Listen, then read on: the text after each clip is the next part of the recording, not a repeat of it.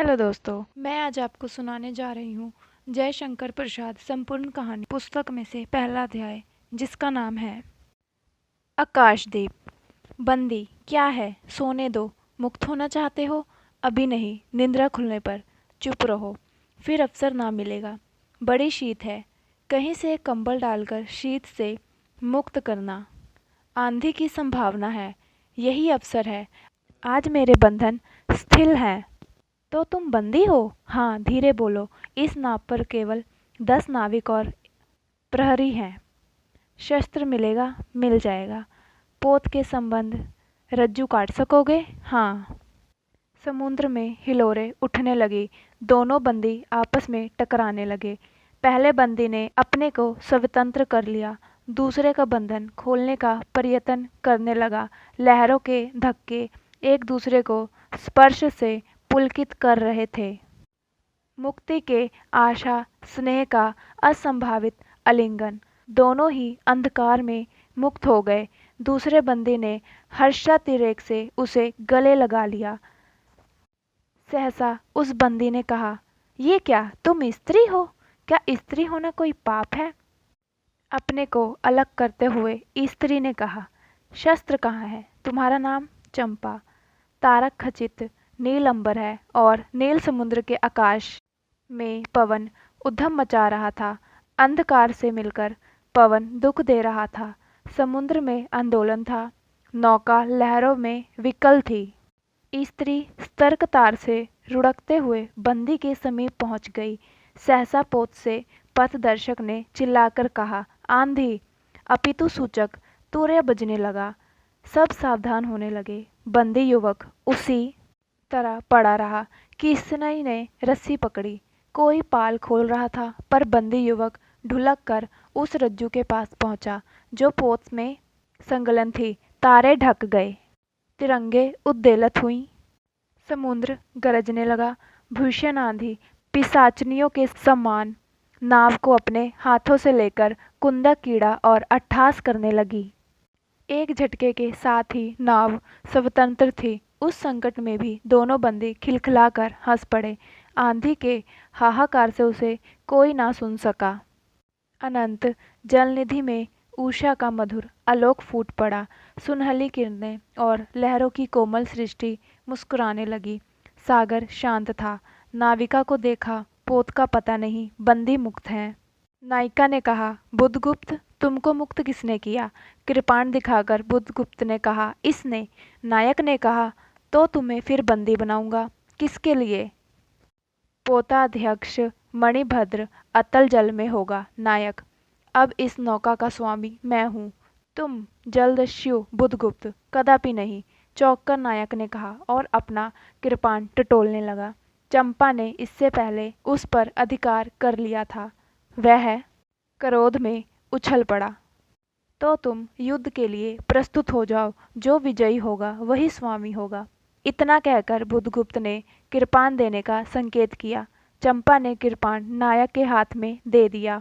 भीषण घात परिघात आरंभ हुआ। दोनों कुशल, दोनों तीव्र गति वाले थे। बड़ी निपुणता से बुधगुप्त ने अपना कृपाण दांतों से पकड़कर अपने हाथों के साथ स्वतंत्र कृपाण दांतों से पकड़कर अपने दोनों हाथ स्वतंत्र कर लिए। चंपा भय और विस्मय में देखने लगी। नाविक प्रसन्न हो गए, परंतु बुधगुप्त ने लाघव से नायक का कृपाण वाला हाथ पकड़ लिया और विराट हुंकार से दूसरा हाथ कटी में डालकर उसे गिरा दिया। दूसरे ही क्षण प्रभात की किरणें में बुधगुप्त का विजय कृपाण उसके हाथों में चमक उठा। नायक की कतार आंखें प्राण भिक्षा मांगने लगी। बुधगुप्त ने कहा, बोलो, अब स्वीकार है कि नहीं? मैं अनुचर हूँ, वरुण देव की शपथ है। मैं विश्वासघात नहीं करूँगा। बुधगुप्त ने उसे छोड़ दिया। चंपा ने युवक जलदेशु के समीप आकर उसके क्षतों को अपनी सिनग्ध दृष्टि और कोमल करों से वेदना विहीन कर दिया। बुधगुप्त के सुगठित शरीर पर रक्त बिंदु विजय तिलक कर रहे थे। विश्राम लेकर बुधगुप्त ने पूछा, हम लोग कहाँ होंगे? बाली द्वीप से बहुत दूर, संभवतः एक नवीन द्वीप के पास से अभी हम लोगों का बहुत कम आना जाना होता है। सिंघल के वणिकों का वहाँ प्राधान्य है। अनुकूल पवन मिलने पर 2 दिन में तब तक के लिए खाद्य का अभाव न होगा। सहसा नायक ने नाविका को डांड लगाने की आज्ञा दी। स्वयं पथ पर पकड़कर बैठ गया। बुधगुप्त के पूछने पर उसने कहा, यहाँ एक जलमग्न शैलखंड है, सावधान ना रहने पर नाव के टकराने का भय है। तुम्हें इन लोगों ने बंदी क्यों बनाया? वणिक मणिभद्र की पाप वासना ने।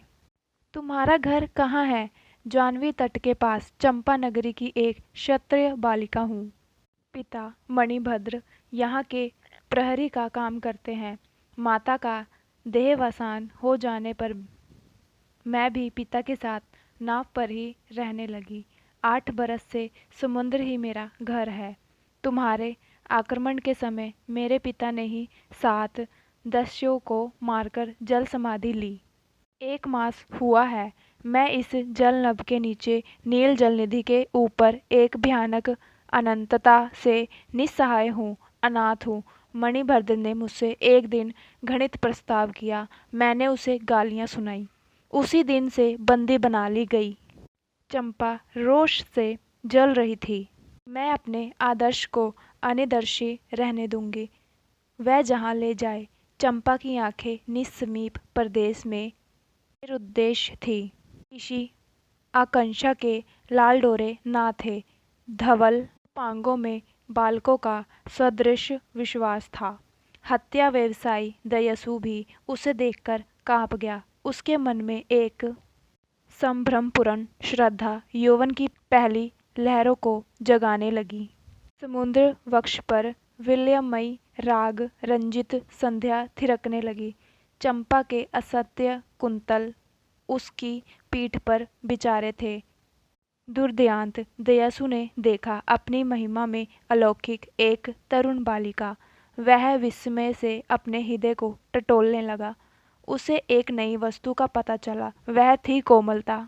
उसी समय नायक ने कहा, हम लोग द्वीप के पास पहुंच गए। वेला से नाव टकराई। चंपा निर्भीकता से कूद पड़ी। मांझी भी उतरे। बुधगुप्त ने कहा, जब इसका कोई नाम ही नहीं है, हम लोग इसे चंपा द्वीप कहेंगे। चंपा हंस पड़ी। 5 वर्ष बाद शरद के धवल नक्षत्र गगन में झलमला रहे थे। चंपा ने उज्ज्वल विजय पर अंतरिक्ष में शरद लक्ष्मी ने आशीर्वाद के फूलों और खीलों को बिखेर दिया। चंपा ने उच्च सौध पर बैठी हुई तरुणी चंपा दीपक जला रही थी। बड़े यत्न से आरंभक की मज्जुषा में दीप धरकर उसने अपनी सुकुमार उंगलियों से डोरी खींची। वह दीपधार ऊपर चढ़ने लगा। भोली भाली आंखें उसे ऊपर चढ़ते हुए हर्ष से देख रही थी। डोरी धीरे धीरे खींची गई। चंपा की कामना थी कि उसका आकाशदीप नक्षत्रों से हिलमिल जाए, किंतु वैसा होना असंभव था। उसने आशा भरी आंखें फिरा ली। सामने जल राशि का रजत श्रृंगार था। वरुण बालिकाओं के लिए लहरों से हीरे और नीलम की क्रीड़ाशैल मालाएं बना रही थी, और वह अपनी छलनाएं अपनी हंसी का कलनाद छोड़ छिप जाती थी। दूर दूर से धीवरों का वंशी झनकार उनके संगीत सा मूर्छित होता था। चंपा ने देखा कि तरल सकुच जल राशि में उसके कंडील का प्रतिबिंब अस्त व्यस्त था। वह अपनी पूर्णता के लिए सैकड़ों लहर काटता था। वह अजनबी होकर उठ खड़ी हुई। किसी को पास न देखकर पुकारा, जया। एक श्यामा युवती आकर सामने खड़ी हो गई। वह जंगली थी। नील नभोमंडल में मुख में शुद्ध नक्षत्रों की पंक्ति के समान उसके दांत हंसते ही रहते। वह चंपा को रानी कहती। बुधगुप्त की आज्ञा थी। महानाविक कब तक आवेंगे? बाहर पूछो तो, चंपा ने कहा। जया चली गई। दुरागत पवन चंपा के आंचल में विश्राम लेना चाहता था। उसके हृदय में गुदगुदी हो रही थी। आज न जाने क्यों वह बेसुध थी। एक दीर्घकाय दृढ़ पुरुष ने उसकी पीठ पर हाथ रख चमत्कृत कर दिया। उसने फिर कहा, बुधगुप्त, बावली हो क्या? यहाँ बैठी हुई अभी तक दीप जला रही हो। तुम्हें क्या काम करना है? हंसी आती है। तुम किसको दीप जलाकर पथ दिखाना चाहती हो?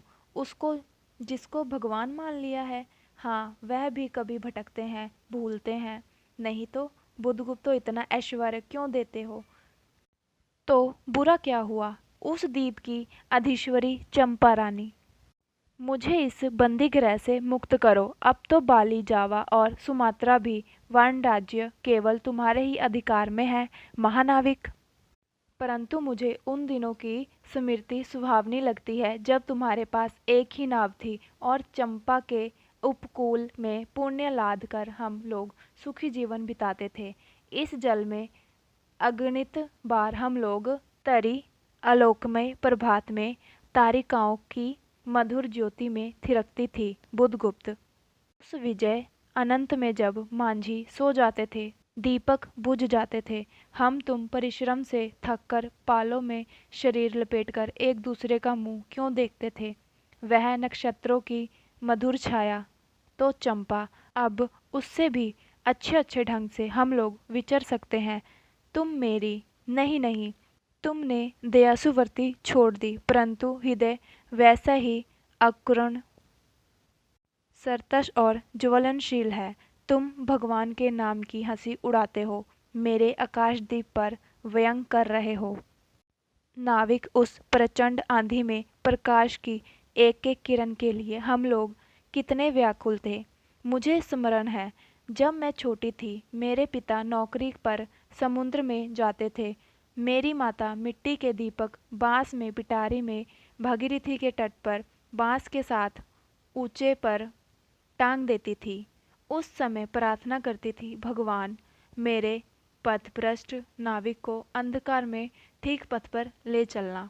और जब मेरे पिता वर्षों पर लौटे तो कहते, सावधि, तेरी प्रार्थना ने, भगवान ने भयानक संकटों से मेरी रक्षा की है। वह गदगद हो जाती, मेरी माँ, आह नाविक, ये उसी की पुण्य स्मृति है। मेरे पिता वीर की मृत्यु के निठुर कारण जल शयदु, हट जाओ। सहसा चंपा का मुख क्रोध से भीषण होकर रंग बदलने लगा। महानाविक ने कभी ये रूप ना देखा था। वह ठठाकर हंस पड़ा। अस्वस्थ हो जाओगी, कहता हुआ चला गया। चंपा मुट्ठी बांधे उन्मादनी में घूमती रही। निर्जन समुद्र के अपकूल में वेला से टकराकर लहरें बिखर जाती थी। पश्चिम का पथिक थक गया था, उसका मुख पीला पड़ गया था। अपनी शांत गंभीर हलचल में जलनिधि विचार में निमग्न था। वह जैसे प्रकाश में की उन मिलन किरणों में विकृत था। चंपा और जया धीरे धीरे उस तट पर आकर खड़ी हो गई। तरंग से उठते हुए पवन ने उनके वसन को अस्त व्यस्त कर दिया। जया के संकेत से एक छोटी सी नौका आई। दोनों के उस पर बैठते ही नाविक उतर गया। जया नाव खोने लगी। वह मुग्ध सी समुद्र के उदास वातावरण में अपने को मिश्रित कर देना चाहती थी। इतना जल, इतनी शीतलता, हृदय की प्यास न बुझी। पी सकूंगी? नहीं। पी सकूंगी? नहीं। तो जैसे वेला से चोट खाकर सिंधु चिल्ला उठता है, उसी के समान रोदन करूं या जलते हुए अनंत जल में डूबकर बुझ जाऊं। चंपा के देखते देखते पीड़ा और ज्वलन के आवकरण बिंब धीरे धीरे सिंधु में चौथाई आधा फिर समर्पण विलीन हो गया। दीर्घ निश्वास लेकर चंपा ने मुंह फेर लिया। देखो तो महानाविक का बजरा उसके पास है। बुधगुप्त ने झुककर हाथ बढ़ाया। चंपा उसके सहारे बजरे पर चढ़ गई। दोनों पास पास बैठ गए। इतनी छोटी नाव पर इधर घूमना ठीक नहीं। आज के लिए इतना ही। बहुत बहुत धन्यवाद।